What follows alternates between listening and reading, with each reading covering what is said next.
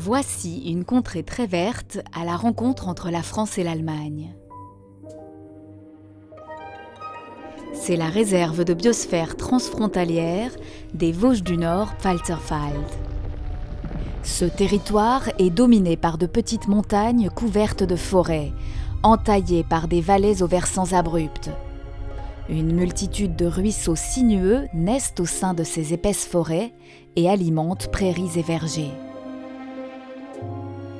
Voilà le décor sauvage dans lequel nous allons nous immerger afin de découvrir une incroyable diversité de milieux naturels.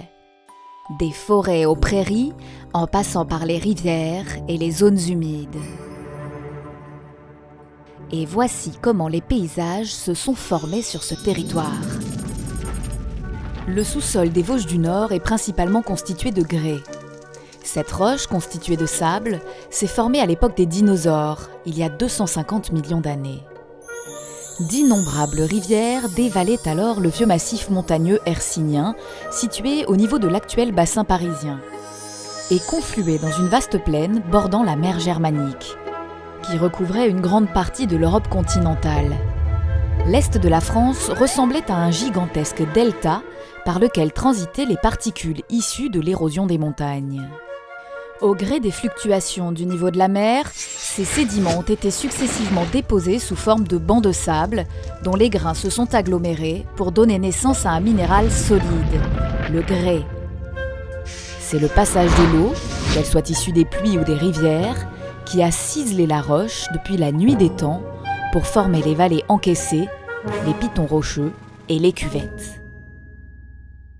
Les forêts des Vosges du Nord et du Palatinat couvrent plus de 220 000 hectares et sont dominées par le hêtre, un arbre particulièrement adapté au sol filtrant et au climat local. Il peut atteindre ici plus de 40 mètres de haut. Les forêts sont des écosystèmes complexes et autonomes, qui se renouvellent spontanément suite à des perturbations d'origine naturelle ou humaine. Les vides créés par la chute d'un ou plusieurs arbres cicatrisent progressivement par l'apparition d'une nouvelle génération de jeunes arbres, d'arbustes et de plantes pionnières. On appelle cela la régénération naturelle. Voyons les différentes étapes de ce phénomène dans une forêt naturelle.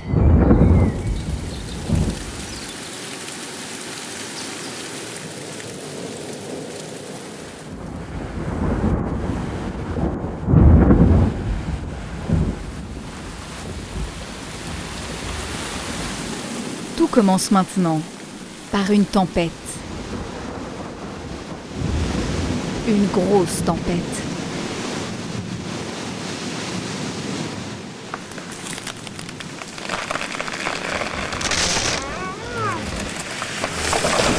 Un vieux hêtre vient de tomber sous le poids des siècles. Une ancienne blessure au niveau du tronc avait favorisé l'installation de champignons mangeurs de lignine, la fibre du bois, qui ont fragilisé le fût. Une violente bourrasque a fait le reste. L'arbre s'est cassé à 5 mètres du sol.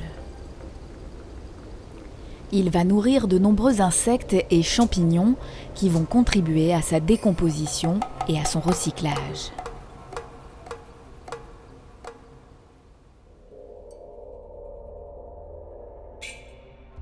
La lumière n'est plus arrêtée par le feuillage dense et atteint désormais le sol. Les graines, arrivées là grâce au vent ou aux oiseaux, vont pouvoir germer.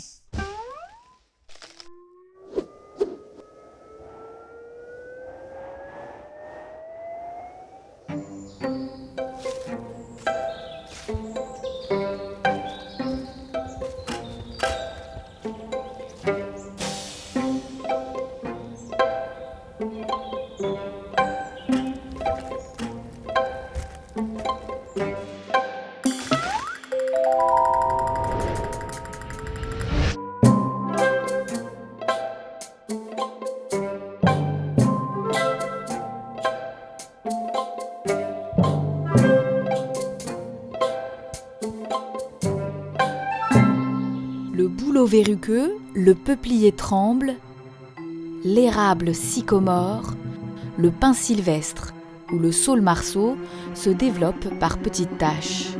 Quelques chênes sont là aussi. Il s'agit maintenant d'éviter la rencontre avec les chevreuils et les cerfs. Sans pitié, ils broutent les jeunes plants au fur et à mesure de leur lent développement. Heureusement, les arbrisseaux sont nombreux et les ronces qui se sont développées dans la lumière permettent de protéger un peu les espèces les plus recherchées par le gibier, comme le chêne.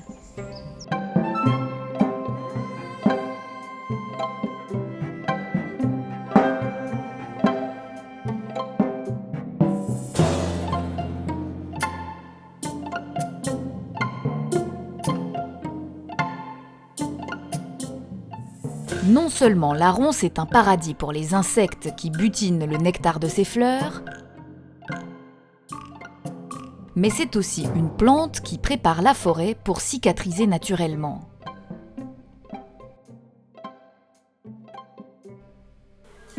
Ses racines profondes décompactent le sol et ses feuilles, en tombant, enrichissent l'humus et rendent la terre plus fertile.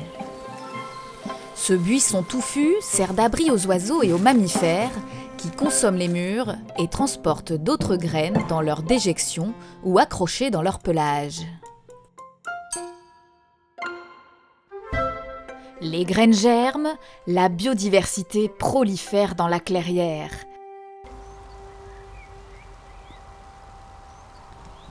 Après une trentaine d'années, la clairière n'est plus. Elle a fait place à un dense sous-bois de 10 à 15 mètres de haut. Au sein du peuplement, la compétition est rude entre les jeunes arbres. Il faut se faire sa place au soleil le plus vite possible sous peine de se retrouver dans l'ombre d'un arbre plus dynamique et d'être privé de photosynthèse. Beaucoup de jeunes arbres vont ainsi mourir et venir enrichir l'humus dans les décennies suivantes.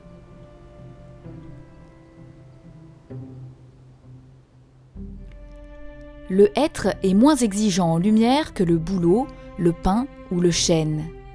Il se développe lentement mais sûrement dans le sous-étage. Près d'une centaine d'années s'est écoulée. Les hêtres rattrapent leur retard et leurs larges houppiers commencent à entrer en concurrence avec ceux des pins et des chênes. Les espèces réellement pionnières ont presque toutes disparu du peuplement. Encore quelques décennies et le hêtre sera tout puissant. Ses larges branches vont gêner toutes les autres espèces et limiter leur accès à la lumière. Dans une tache de soleil qui subsiste entre les arbres, les fourmis rousses se sont installées. Elles aiment les endroits orientés à l'est de préférence, qui se réchaufferont rapidement le matin et qui seront épargnés par les grosses chaleurs de l'après-midi.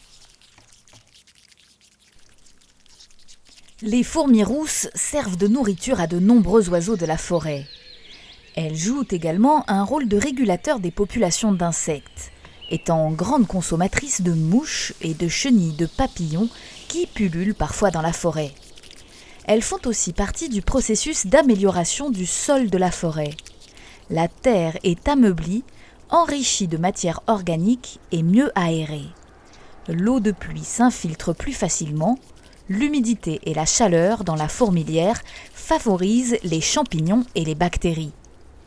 Attirés par ces nutriments disponibles et la texture meuble du sol, les arbres avoisinants font pousser leurs radicelles dans les fourmilières. Voilà maintenant 200 ans que le vieux hêtre de notre trouée est tombé. Dans l'ancienne clairière, la forêt est à présent adulte.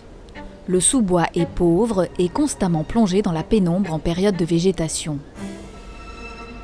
Les hêtres dominent et quelques chênes ont réussi tant bien que mal à se maintenir sur le bord du plateau. Au contact de la roche, là où le sol est le plus mince et ne peut retenir l'eau. Dans ces conditions, le hêtre n'est pas très à l'aise. Dans cette lumière tamisée, Certains insectes trouvent également les conditions idéales pour entamer leur vol de séduction. Le mâle de l'Adèle verdoyante a des antennes 5 fois plus longues que son corps. Il parade en groupe, au moment où les nouvelles feuilles du hêtre émergent au printemps. Fugace balai aérien qui ne dure que 15 jours dans l'année.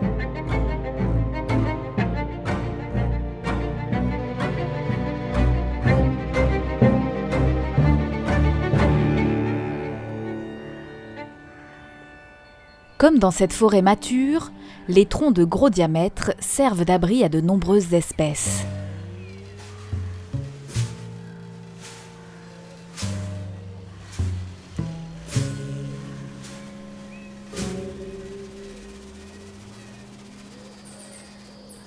Une souche explosée, des copeaux de 10 cm au pied d'une grume vermoulue, de grands trous dans les troncs, et ce cri qu'on entend à plusieurs centaines de mètres à la ronde,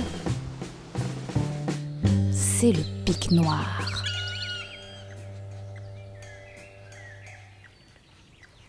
Le pic noir se nourrit de larves d'insectes qui se développent dans le bois en décomposition. Il repère les galeries et écoute attentivement pour déceler la présence d'une larve en train de forer le bois. Le pic noir peut asséner jusqu'à 170 frappes à la minute.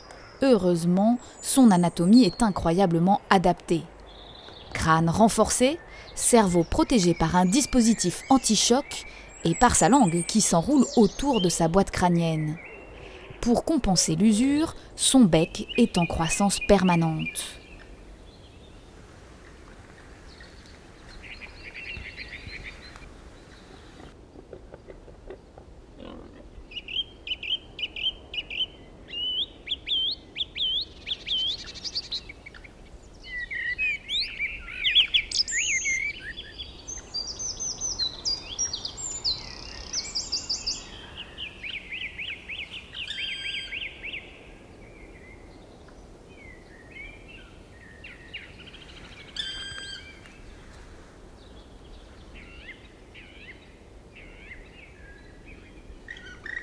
Le pic noir aime trouver sa nourriture dans les arbres sénescents et vermoulus. Mais pour nicher, il préfère les feuillus.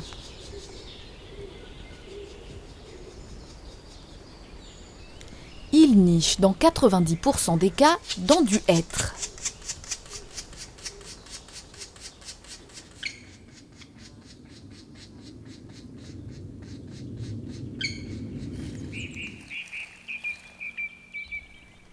Les loges qu'il construit sont ensuite réutilisées par d'autres oiseaux ou mammifères.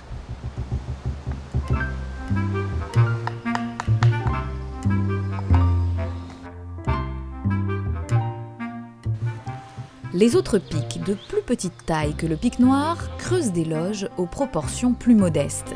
Chacun a ses habitudes. Le bec du pic-mare est plus court et moins puissant. Il aime particulièrement les chênes, mais ne peut s'attaquer qu'aux arbres affaiblis dont le bois commence à se décomposer par endroits.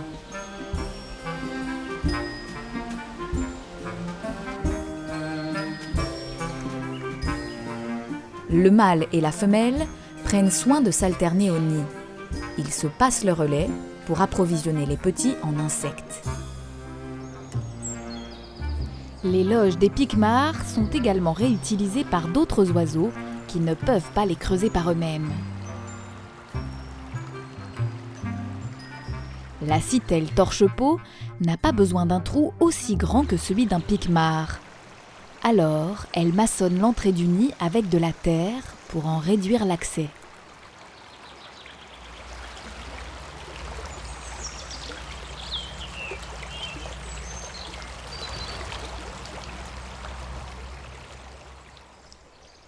Chez les chevêchettes d'Europe, c'est la femelle qui reste au nid.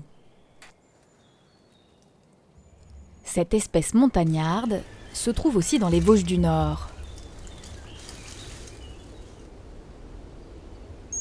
Quand le mâle, parti chasser, revient avec une proie, Il l'appelle d'un sifflement discret. La femelle sort, elle le rejoint, le mâle lui remet la proie et la femelle la rapatrie vers le nid.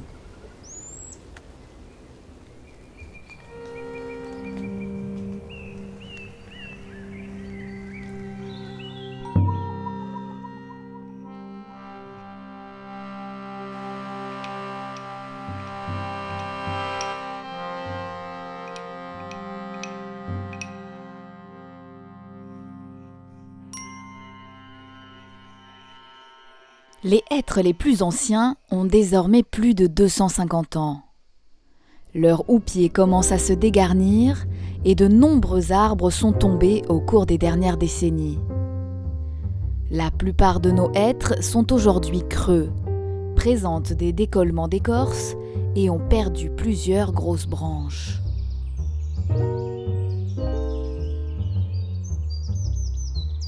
La vie explose alentour alors que les hêtres s'essoufflent peu à peu.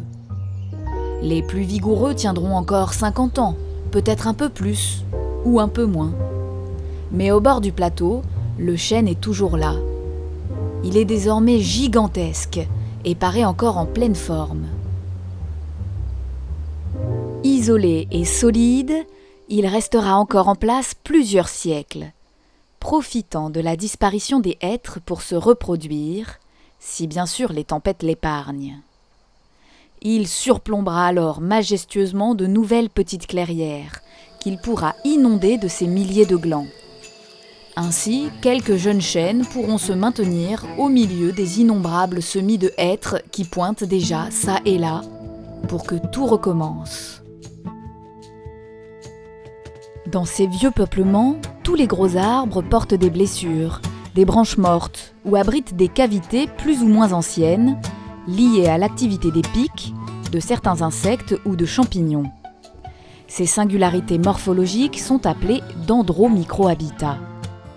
Ils permettent le maintien d'une extrême variété de conditions écologiques et fournissent le gîte et le couvert à toutes sortes de formes de vie. Les plus nombreux ne sont pas les plus visibles. Insectes, mollusques, crustacés, mousses, lichens ou champignons se développent loin des regards et constituent la part la plus importante de la biodiversité forestière.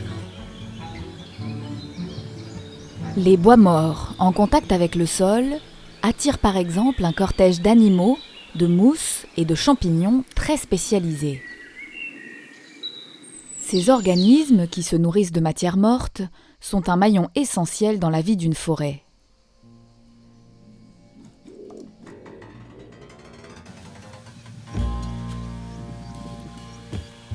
Ils interviennent dans le dernier stade de vie d'un arbre et aident à décomposer la matière organique qui le constitue. Les larves du lucane cerf-volant, le plus gros coléoptère d'Europe, se nourrissent exclusivement de bois mort. Elles ont besoin d'un gros garde-manger et d'un abri complètement sûr, car elles mettent 3 à 6 années à grossir et à emmagasiner des réserves d'énergie avant de se métamorphoser en adultes.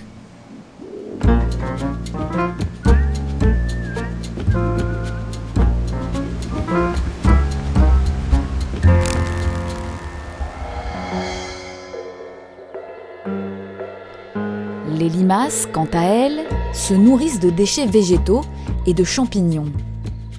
Elles contribuent à fragmenter la matière organique en minuscules morceaux qu'elles relâchent dans leurs excréments. Tous ces animaux sont des décomposeurs de matière organique. Ils préparent le travail pour l'ultime maillon de la chaîne, les minéralisateurs.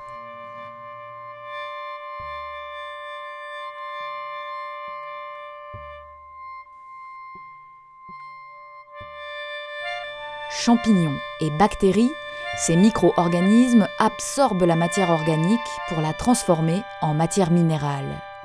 C'est sous cette forme qu'elle sera de nouveau utilisable par les arbres et par les plantes, prête à être remise dans le grand cycle de la vie.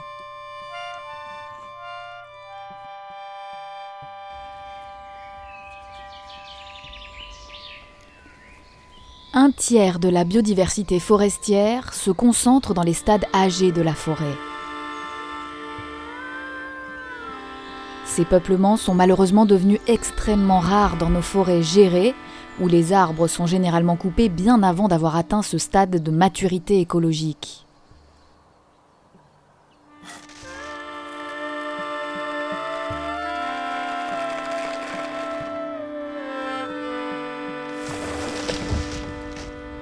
Pour qu'une forêt puisse accueillir une large biodiversité et devenir un écosystème très résilient, il est fondamental de conserver de vieux arbres et des peuplements en libre évolution. Ainsi, dans nos forêts exploitées, les forestiers prennent à présent bien soin de maintenir un réseau de vieilles forêts interconnectées par un maillage régulier d'arbres sénescents, afin que la forêt et ses habitants puissent survivre et continuer à remplir leur rôle écologique.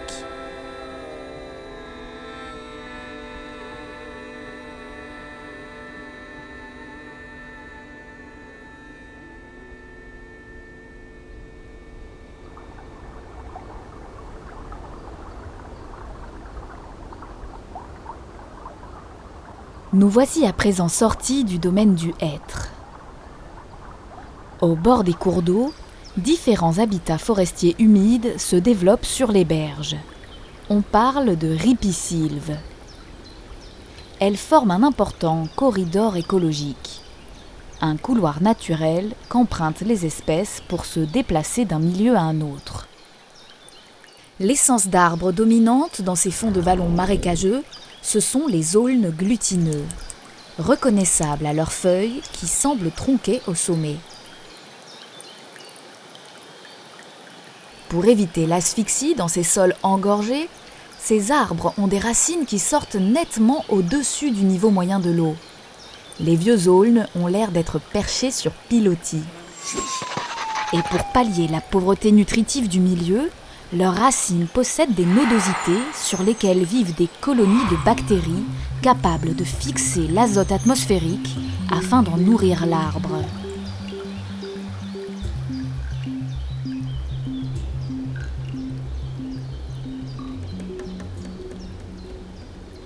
Dans la réserve de biosphère transfrontalière, il tombe selon les secteurs entre 800 et 1200 mm de pluie par an. Le grès se comporte un peu comme une éponge. Les quelques 300 mètres d'épaisseur de cette roche, fortement perméable, absorbent les eaux de ruissellement rapidement après les pluies, pour les redistribuer en période sèche. Un vrai château d'eau. En passant dans la roche, l'eau mobilise l'oxyde de fer.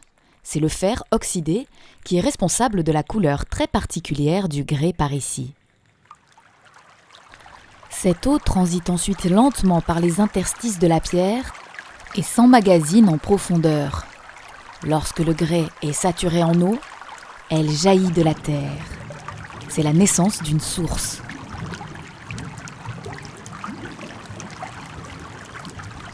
Les sources sont un milieu naturel très particulier, dont la température ne varie jamais au cours des saisons, 9 à 10 degrés en permanence. Et leurs eaux pures abritent une importante diversité biologique.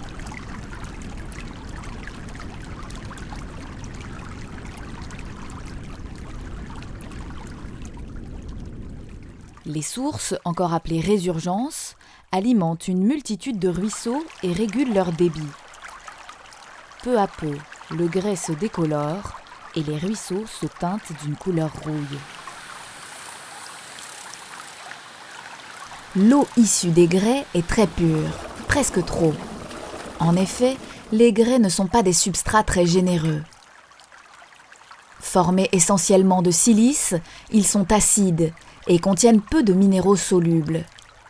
Les petits ruisseaux sont donc plutôt pauvres en éléments nutritifs et abritent une faune et une flore spécialisées, sensibles, rares. Cette apparente pauvreté des milieux se révèle être une richesse écologique.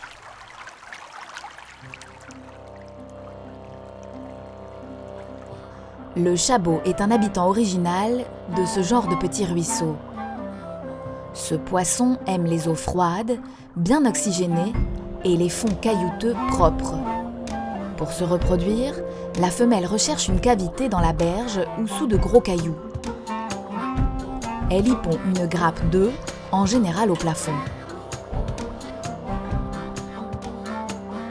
C'est le mâle qui assurera la surveillance au cours de l'incubation.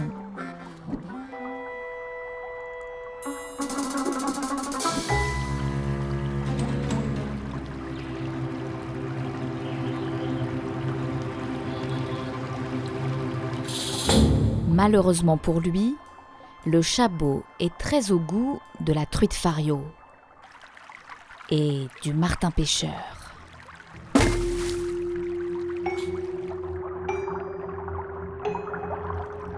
Un ruisseau en bonne santé, c'est beaucoup de proies et beaucoup de prédateurs. Mais plus encore que les becs, ce que redoute le chabot, ce sont les entraves. Ces obstacles, édifiés par l'homme au fil des siècles, l'empêchent de se déplacer, altèrent le transit des sédiments, colmatent leurs frayères et amplifient le réchauffement des cours d'eau.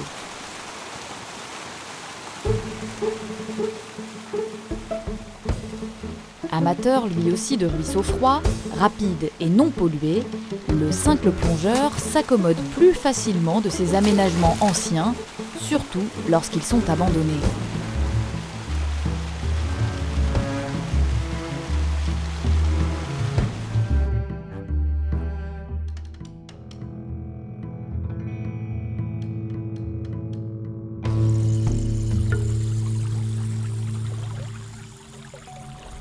Dans les fonds de vallée, aux abords des rivières, les terrains restent gorgés d'eau en permanence.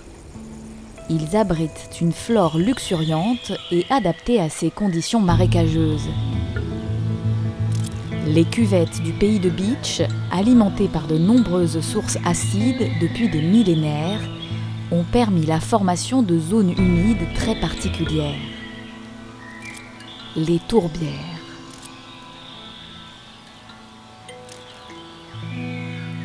Les espèces qui vivent ici sont adaptées à l'acidité et au manque de nutriments. Elles développent des stratégies originales pour trouver d'autres sources d'azote.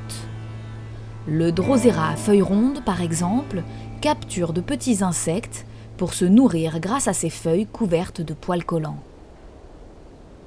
La linaigrette à feuilles étroites est une herbe cotonneuse avec des racines très développées qui lui permettent de puiser des nutriments en profondeur. Les humains ont progressivement drainé les marais et défriché la forêt pour y installer les premiers hameaux dès le XIIe siècle. Mais les terres gréseuses des Vosges du Nord et du Palatinat sont peu fertiles et ne permettent pas de cultiver les céréales et d'atteindre facilement de bons rendements, à la différence des terrains plus argileux et plus riches du plateau lorrain ou de la plaine rhénane. Une agriculture de subsistance se développe ici. Les parcelles agricoles gagnées sur la forêt sont destinées au maraîchage et à la production de foin pour nourrir les animaux à l'étable. Avec l'essor de la métallurgie et des verreries au XVIe et XVIIe siècle, la population se développe dans les vallées forestières. Pour répondre aux besoins alimentaires de tous, les pratiques agricoles évoluent et s'intensifient en essayant de tirer le meilleur parti des contraintes locales. Les ouvriers paysans imaginent alors un ingénieux système de drainage qui permettait d'évacuer l'eau rapidement à la sortie de l'hiver. Celui-ci était couplé à une pratique d'irrigation estivale sur butte afin d'optimiser la production de foin. Les prairies où s'alternaient fossés de drainage et buttes irriguées étaient appelées prairies à dos. Ce système permettait d'obtenir 3 à 4 récoltes par an. Ces nouveaux milieux ouverts et entretenus par l'homme se révèlent être de formidables écosystèmes secondaires qui attirent une riche biodiversité et rendent de nombreux services écologiques. D'abord, les prairies constituent la base de l'alimentation des troupeaux. Une nourriture saine, à faible coût, pleine d'éléments minéraux et d'antioxydants. En broutant, les troupeaux entretiennent les milieux ouverts en empêchant les arbres de regagner du terrain, notamment sur des secteurs difficilement fauchables et peu mécanisables. Mais les troupeaux fournissent également de la viande, de la laine et du lait aux hommes. Leurs déjections enrichissent les arbres fruitiers. Ces arbres apportent de l'ombrage aux bêtes en été, et du bois de chauffage et des fruits aux hommes. Et ce n'est pas fini. Les prairies naturelles ralentissent et filtrent les eaux de pluie, stockent du carbone, créent d'appréciables variations dans le paysage.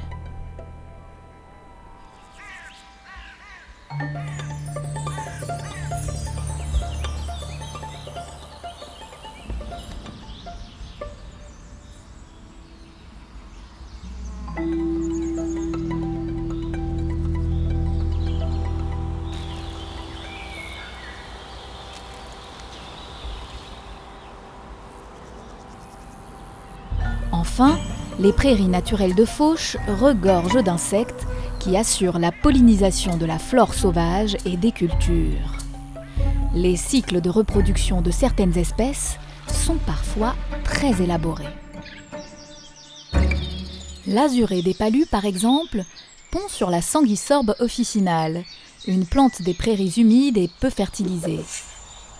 Les petites chenilles dégustent les fleurs, puis après plusieurs semaines se laissent tomber au sol, espérant être adoptées par une fourmi bienveillante. Si tel est le cas, les chenilles seront acheminées vers la fourmilière, où elles passeront 10 mois bien au chaud à déguster le couvain de leur hôte, avant de se métamorphoser et de partir à la conquête du ciel. Les changements d'usage des sols ou des pratiques de gestion font de cette espèce très exigeante l'un des papillons les plus menacés d'Europe. Autour des villages, dès la fin du XIXe siècle, les prés et les pâtures sont plantés d'arbres fruitiers. Ces vergers fournissent de l'ombrage aux bêtes en été, du bois de menuiserie et des fruits en abondance.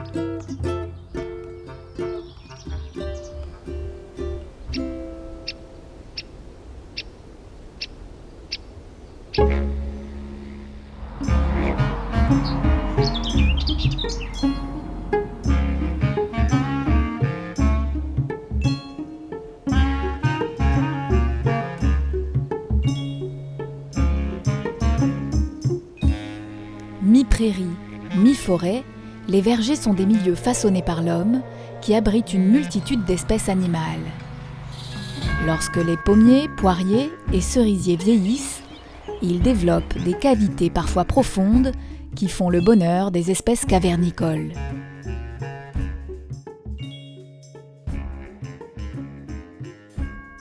La chouette chevêche affectionne particulièrement les vieux vergers lorsqu'ils sont en mosaïque avec des prairies de fauche et des pâturages.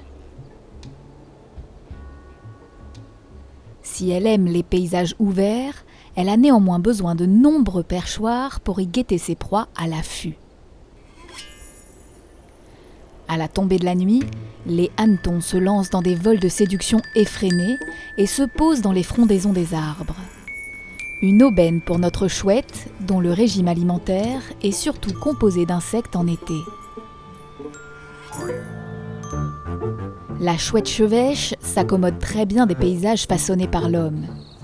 Elle a d'ailleurs profité des défrichements pour étendre son domaine de répartition depuis l'aube de l'agriculture.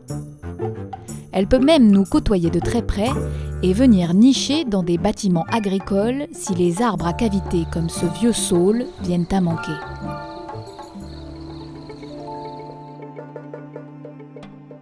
Les chauves-souris s'élancent également à la recherche des insectes et quittent leur colonie de reproduction. Le grand murin, l'une des plus grandes espèces de chauves-souris d'Europe, établit des nurseries dans les combles des édifices volumineux de nos villages, tels que les églises.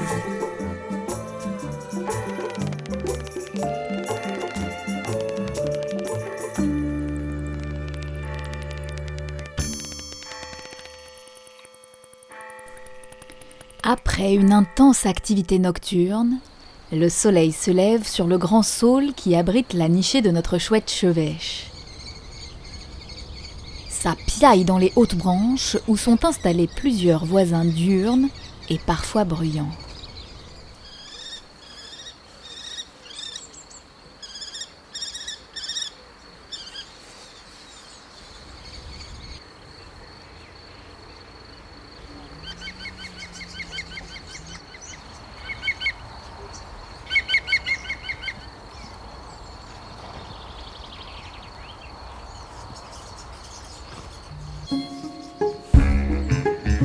Les haies sont le dernier élément remarquable des paysages agricoles de ce territoire. Elles tissent un lien entre tous les milieux naturels et permettent aux espèces forestières de se déplacer dans nos paysages modernes très artificialisés où l'arbre n'a plus vraiment sa place. Lieu de transit, de refuge et de nourrissage, la haie est indispensable pour maintenir la biodiversité de nos espaces agricoles. Ces haies procurent des abris aux animaux, parmi lesquels certains auxiliaires de culture bien utiles.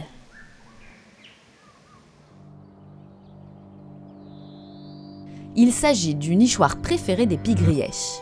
Mâles et femelles guettent les insectes d'un point de vue bien dégagé et fondent sur leur proie.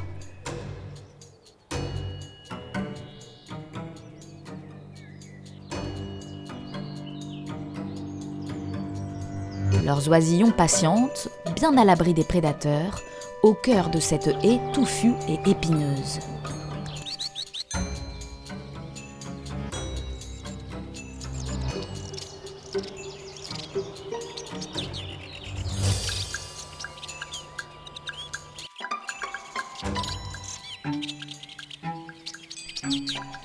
Ces corridors végétaux brisent le vent et maintiennent l'humidité.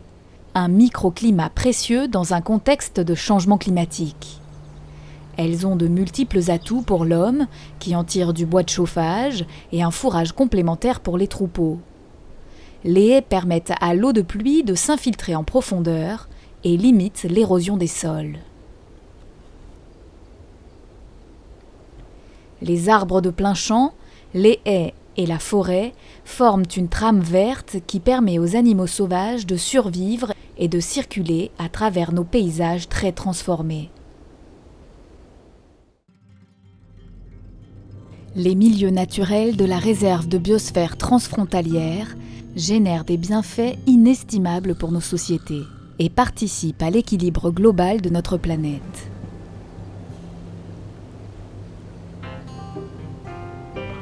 Lorsque les forêts, les rivières, les zones humides et les milieux ouverts de ce territoire ne sont pas altérés, ils permettent la régulation du climat, favorisent l'épuration de l'eau et de l'air, produisent de nombreuses ressources naturelles et deviennent des lieux particulièrement propices à notre bien-être. Ces écosystèmes sont aussi et surtout source d'une extraordinaire biodiversité, sans laquelle nous ne pouvons subsister. Pour répondre aux urgences actuelles, ainsi qu'aux besoins des générations futures, l'ensemble des fonctions écologiques, sociales, culturelles et économiques de ces paysages doit être pris en compte afin de mettre en place une sylviculture, une agriculture et une urbanisation responsable.